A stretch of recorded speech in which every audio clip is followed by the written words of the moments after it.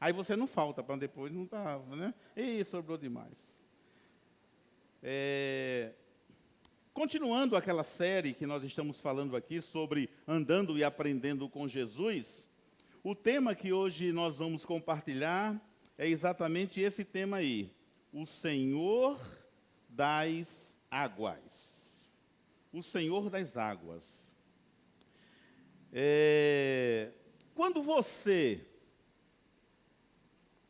está encurralado diante de uma situação aparentemente impossível de ser superada, como você se comporta? Quando você está vivendo um dia mau, um dia ruim, onde a esperança parece tão distante, como é que você reage? O que você consegue ver primeiro nesses momentos? O problema ou a solução? O que geralmente o nosso coração se inclina? Para sentir o peso do problema, ou a gente consegue perceber a solução? A gente vê o problema, ou a gente vê o Deus Todo-Poderoso que pode mudar a situação? O que é que a gente vê primeiro diante desses momentos cruciais em que a gente se encontra encurralado? O que você vê, primeiramente? Os evangelhos nos apresentam, mas também nos presenteiam com 3 experiências que nós queremos compartilhar nessa noite de Jesus e os seus discípulos. E essas 3 experiências têm algumas coisas em comum. Elas envolvem barco e água. Nas 3 experiências acontece a presença da água e do barco e da água. Então, nós vamos agora, nessa jornada de aprendizado juntos, de reflexão, saber como foi que os discípulos de Jesus, eles se comportaram, como é que eles reagiram diante dessas circunstâncias que vamos mencionar logo mais. Como é que eles ficaram? Ficaram sem saber o que fazer diante daquela grande adversidade? Mas a gente não pode ficar preso a como os discípulos se comportaram e reagiram. E nós? Como é que nós devemos reagir diante de situações parecidas com aquelas que os discípulos vivenciaram? Como é que você deve reagir? E a nossa primeira experiência é acreditar e obedecer ou desistir. Acreditar e obedecer ou desistir. Essa foi a primeira experiência que os discípulos de Jesus tiveram naquele dia. Eles tinham a escolha, a opção de acreditar e obedecer ou desistir. Eu gostaria que fosse projetado o texto bíblico que fala sobre essa experiência. Lucas capítulo 5, a partir do 1, diz assim: certo dia, Jesus estava na praia, no lago da Galileia, e a multidão se apertava em volta dele para ouvir a mensagem de Deus. Ele viu 2 barcos no lago, perto da praia. Os pescadores tinham saído deles e estavam lavando as redes. Jesus entrou num dos barcos, o de Simão, e pediu que ele o afastasse um pouco da praia. Então sentou-se e começou a ensinar a multidão. Quando acabou de falar, Jesus disse a Simão: leve o barco para um lugar onde o lago é bem fundo, e então você e os seus companheiros joguem as redes para pescar. Simão respondeu: mestre, nós trabalhamos a noite toda e não pescamos nada. Mas já que o Senhor está mandando jogar as redes, vou obedecer. Quando eles jogaram as redes, na água pescaram tanto peixe que as redes estavam se rebentando. Queridos, Aquela era uma manhã aparentemente normal, de um dia normal.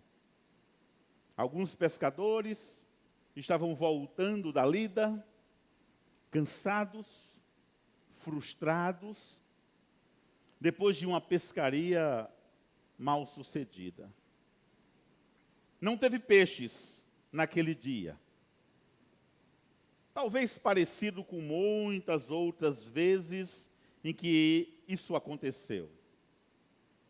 Pedro e André, o seu irmão, João e o seu irmão Tiago, quando saíram de casa naquele dia para pescar, eles tinham uma expectativa. A expectativa de que seria trabalho duro, porque trabalho de pescador é um trabalho duro, e eles precisavam garantir alguns pescados para o sustento da família. Isso sim, é o que a visão deles podia esperar. Era essa a expectativa deles. Porém, as coisas não aconteceram como eles estavam esperando, como eles imaginavam. Pelo contrário, o que aconteceu foi completamente diferente daquilo que eles pensavam.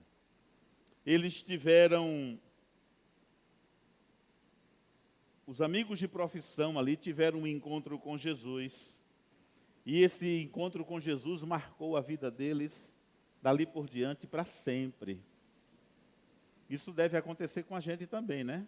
Quando a gente tem um encontro com Jesus, a nossa vida precisa... Ela não é só marcada naquele encontro. Ela não pode continuar sendo a mesma pelo resto da nossa existência. Naquele dia, Jesus disse para os pescadores cansados e frustrados: lancem as redes ao mar novamente. Voltem para pescar. Com essa ordem, Jesus, ele está caminhando contrário à lógica. A lógica de que aquele era o dia do peixe, não do pescador. Era o dia que o mar não estava para peixe naquele dia. Essa era a lógica. Então, quando Jesus fala, voltem e joguem a rede novamente, Jesus está contrariando essa lógica. Eles obedeceram. Foi o que Pedro falou. Não pescamos nada, tudo que eu quero agora é voltar para casa, é desistir, mas porque o Senhor está mandando, nós vamos obedecer. Eles obedeceram. E como consequência, o que aconteceu? Uma pesca maravilhosa e surpreendente naquele dia. Agora, por que isso aconteceu? Por que que a pesca foi maravilhosa, extraordinária? Teria sido uma jogada de sorte? Quem gosta de pescar sabe, né? Tem dia que o mar, o rio, o lago, o açude não está para peixe. Teria sido uma jogada de sorte? Jogar as redes? Não. Não foi uma jogada de sorte. E eu pergunto para vocês, quem estava no barco com aqueles pescadores? Quem estava no barco? Preciso de uma resposta. E como é que nós estamos chamando Jesus hoje? O Senhor das águas. O Senhor das águas estava no barco. E sabe o que ele fez? Ele ordenou às correntes marinhas que um cardume se movimentasse e fosse em direção às redes de Pedro. Eu não sei se você acredita assim. Eu acredito. Não foi uma pesca qualquer. Não foi porque Pedro não sabia pescar. É porque naquele dia, realmente não era um dia bom para isso. Eu acredito. E eu quero dizer o seguinte, irmãos, embora a nossa fé seja inteligente, e deve ser, Como disse o apóstolo Paulo, eu sei em quem tenho crido. A nossa fé não é uma fé burra, precisa ser uma fé inteligente. A nossa fé não pode ser manipulada por religiosidade, nem por religiosos de plantão e nem profetas de plantão, não. A nossa fé precisa ser inteligente, madura, consciente. Mas o exercício dessa fé inteligente também visita o campo do inexplicável. Não é verdade? Porque senão não seria fé. Tem situações em que o Espírito Santo fala o nosso coração. E fala mais ou menos assim: agora não é momento para entender, mas é momento para obedecer e crer. Quem já não passou por situações assim? Senhor, não estou entendendo por quê. Nem sempre todos os momentos serão claramente conhecidos, entendidos, compreendidos por nós. Mas louve a Deus, se hoje o Espírito Santo está pairando por aí, na sua vida, na sua alma, na sua mente, no seu coração, e dizendo: você não vai entender, obedece e crê, é o que você precisa fazer. Queridos, a obediência é a melhor alternativa que temos para que aquilo que Deus prometeu aconteça na nossa história. Você entendeu? Obedecer é o melhor que podemos fazer para acontecer na nossa história o que Deus prometeu. Esses homens obedeceram e voltaram para casa felizes e com o samburá cheio de peixe. Mas há uma outra experiência que eu quero compartilhar com os irmãos. E eu estou chamando essa experiência do seguinte: e aconteceu com eles. O medo da morte é expulso pelo Senhor da vida. O medo da morte é expulso pelo Senhor da vida. Qualquer medo, não somente o da morte, ele não é páreo para o Senhor da vida. E há um texto bíblico que fala sobre isso, que vai ser projetado para a gente. Lucas capítulo 8, 22 em diante diz: certo dia, Jesus subiu num barco com os seus discípulos e disse: vamos para o outro lado do lago. Então eles partiram. Enquanto estavam atravessando o lago, Jesus dormiu. Um vento muito forte começou a soprar sobre o lago e o barco foi ficando cheio de água, de modo que todos estavam em perigo. Aí os discípulos chegaram perto de Jesus e o acordaram, dizendo: mestre, mestre, nós vamos morrer. Jesus se levantou e deu uma ordem ao vento e à tempestade. Eles pararam e tudo ficou calmo. Então ele disse aos seus discípulos: por acaso vocês não têm fé? Mas eles estavam admirados e com medo, e diziam uns aos outros: que homem é este? Ele manda até no vento e nas ondas. E eles obedecem. Imaginem a cena: um barco, 13 homens e uma tempestade. É o que estava acontecendo naquele dia. Mas talvez, por uma tempestade dessa, eles nunca tinham passado. Era uma tempestade diferente. Desses 13 homens, pelo menos 4 deles eram pescadores. Homens que tinham convivência, com o mar, que já passaram por outros momentos difíceis. Isso indica que provavelmente eles já haviam passado por situações parecidas. Mas talvez uma tempestade como aquela, nunca. Os discípulos se desesperaram naquele barquinho. Foram tomados por um verdadeiro pânico, ao ponto de acordarem Jesus dizendo: mestre, mestre, olha só, nós vamos morrer. Eles não disseram para Jesus: mestre, mestre, estamos em perigo. Nem falaram: mestre, mestre, acorda porque a situação não está muito boa. Não. Eles fizeram uma declaração que decretava o fim. Uma declaração sem esperança. Eles assumiram que iam morrer. Nós vamos morrer, foi a palavra deles. Só que eles fizeram uma declaração que decretava o fim, mas ali naquele barco estava o Senhor, que permite todos os começos e todos os fins.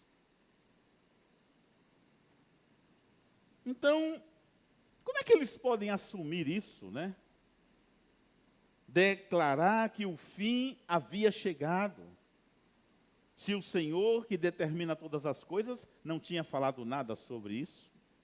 É exatamente assim, queridos, que muitas vezes nós nos comportamos. Você está me entendendo? Você está comigo nesse raciocínio? É muitas vezes dessa forma que nós nos comportamos. Sem nenhuma autoridade, sem nenhum conhecimento, sem nenhuma procuração, nós temos a tendência de, em algumas situações, determinar que o fim chegou. Aí dizemos, não tem mais jeito, pau que nasce torto, vai morrer torto, essa pessoa nunca vai mudar, o médico disse que não tem jeito, que é assim, é melhor se conformar, pois essa é a sua cruz.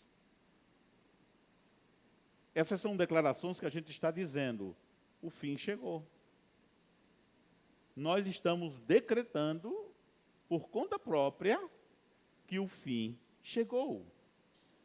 E nós terminamos, quando agimos assim, desistindo de causas que o Senhor não decretou o seu fim. Nós abandonamos uma jornada em busca de uma vitória. Nós abandonamos uma caminhada em busca de algo que estamos pelejando, porque as coisas não acontecem na velocidade e do jeito que a gente gostaria que acontecesse. Quem nos deu autoridade para fazermos essas decretações? O fim chegou, vamos morrer. Aí eu pergunto novamente, quem estava no barco? Como é que estamos chamando ele hoje? Sim. Aí ele se levantou, deu uma ordem clara para a tempestade, para as ondas. A tempestade parou, e diz o texto, e ficou tudo calmo.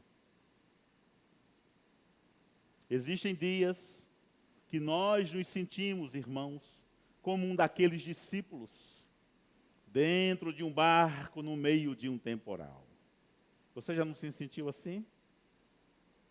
As ondas são muito maiores do que a nossa frágil fé, e a gente não sabe o que fazer. Às vezes ficamos simplesmente ali, naquele barco, sem ter para onde ir. E o nosso barco fica sem leme, ficamos sem direção, perdidos, à mercê da tempestade e das ondas. E então, lembramos que o Mestre está no barco. Lembramos que o Mestre está no barco, acordamos ele, e com a sua voz, ele manda que as ondas se aquietem, e a nossa frágil fé é fortalecida para as próximas tempestades. Sim, virão próximas tempestades. Virão. Que são muitas vezes representadas por vales profundos, onde a dor, angústias, traumas e decepções, tudo isso se apresenta disposto a nos abater. Lembramos que o nosso mestre que estava lá naquele barco, no Mar da Galileia, ele está no nosso barco também. Ele, com a sua maravilhosa e poderosa voz, ordena que a paz se instale e a tempestade saia em retirada. Amém?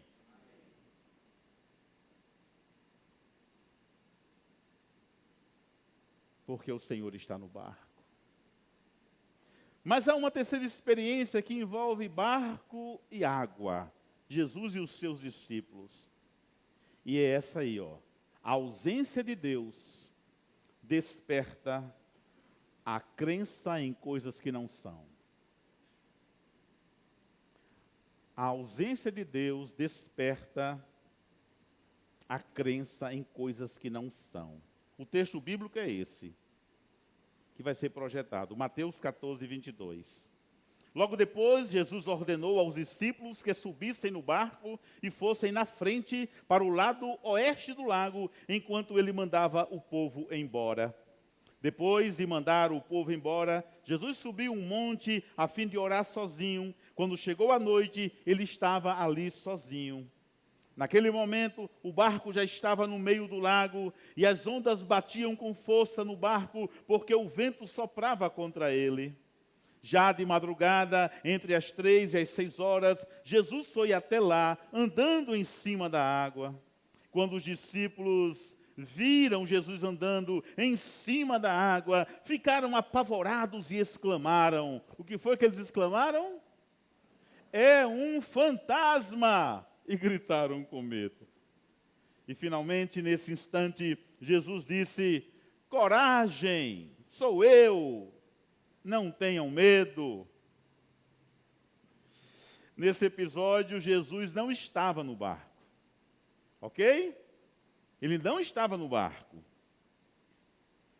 E essa ausência, parece-me que ela é intencional, ela é pedagógica da parte de Jesus para eles. Foi tudo pensado e foi tudo planejado por Jesus, porque Jesus não dá ponto sem nó e não deixa as pontas soltas. Ele sabe o que está fazendo. Com essa decisão, Jesus está dizendo, antes, eu preciso cuidar de mim, por isso que ele vai para um momento no monte, sozinho, para estar em oração durante a madrugada. Jesus sabe que isso é cuidado para a vida dele, eu preciso cuidar de mim, e vocês precisam aprender a andar sozinhos. Vocês têm que começar a dar os próprios voos solos de vocês. Então, eles sobem um monte e ficam um tempo em oração e meditação. Jesus está cuidando dele. Enquanto isso, os discípulos estão atravessando o mar da Galileia. Jesus está ensinando para eles isso. Essa travessia é marcada por ondas que batiam no barco e ventos que sopravam contra eles. Mas esse não é um problema. A gente não vê aqui nenhum resquício de medo ou preocupação dos apóstolos, porque tem ondas e ventos. Eles não estão preocupados com isso. Eles estão indo. Estavam dando conta do recado. Não era um problema. O medo e o pavor tomaram conta deles quando viram uma pessoa andando sobre as águas. Foi exatamente nesse momento que eles viram o que não existe. Um fantasma. Mais que isso, eles acreditavam na existência de fantasmas. Uns marmanjos andando com Jesus para ser fantasma. Você tem medo de fantasma? Eles não existem. Ok? Só na ficção. Fique tranquilo, eles não existem. Existem fantasmas outros que nos assombram, né? A nossa alma, as lutas. Mas fantasma não existe. Olha um fantasma, Pedrão, um homem que vai ser o líder da igreja, acredita que fantasma existe. Queridos, é assim que acontece com a gente. Quando Jesus está ausente, vemos e acreditamos em coisas que não existem. Quando um discípulo ou discípula de Jesus está vivendo uma indiferença espiritual em sua vida, uma apatia espiritual em sua vida, corre-se o risco de acreditar em fantasmas, Rafael. tornando um seguidor ou uma seguidora de Jesus Cristo, se distancia da leitura minuciosa e cuidadosa da palavra de Deus, ele está sujeito a crer em coisas que Jesus nunca ensinou. Por isso que tem um monte de gente acreditando em baboseiras por aí, em bobagens. E indo às redes sociais falar besteira. E a gente vê, não é nem a superficialidade, é a inexistência de fundamentação bíblica para aquilo. Está vendo coisa que não existe quando Jesus não está presente. Quando um filho ou uma filha de Deus deixa de andar com Jesus, ele corre o risco de andar e estar em lugares que Jesus jamais estaria e andaria. Quando Jesus não está no barco, a gente vê coisas que não existem, a gente perde a sensibilidade espiritual. Quando Jesus não está na nossa vida, é assim que funciona. E essa história da ausência de Deus e o despertar de crenças em coisas que não são, que não existem, essa história se conclui dizendo que Jesus entrou no barco, aí sim, não é um fantasma, ele entra no barco e diz o texto, lá mais na frente, e eles continuam a travessia. E de quebra, Jesus dá um bônus. O vento e as ondas se acalmam.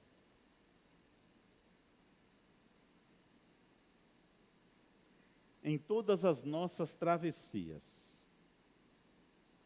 sejam elas simples ou complexas, travessias rápidas ou longas, pesadas ou leves, precisamos da presença de Jesus no barco da nossa vida, neste mar revolto.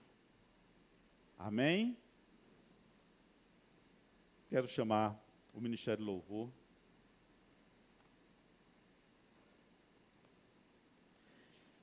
E eu quero pedir que você, enquanto essa canção vai sendo cantada, você pode se permitir cantá-la, você pode se permitir ser ministrado por ela. Eu não sei como está o barco da sua vida, eu não sei como está sendo a sua travessia, eu não sei por quais situações você está passando que você está se sentindo como os discípulos. Eu não sei o que fazer, Senhor, pastor, eu não estou sabendo o que fazer. Mas tudo o que eu quero dizer para você é o seguinte: o Senhor das águas está movendo águas que estão sendo turbulentas na sua vida. Eu não posso deixar de acreditar nisso. Então, mesmo que o trovão, que as ondas, que as tempestades e que os mares revoltos estejam batendo no barquinho da minha vida, eu preciso acreditar e obedecer que o Senhor estando no barco, isso me basta.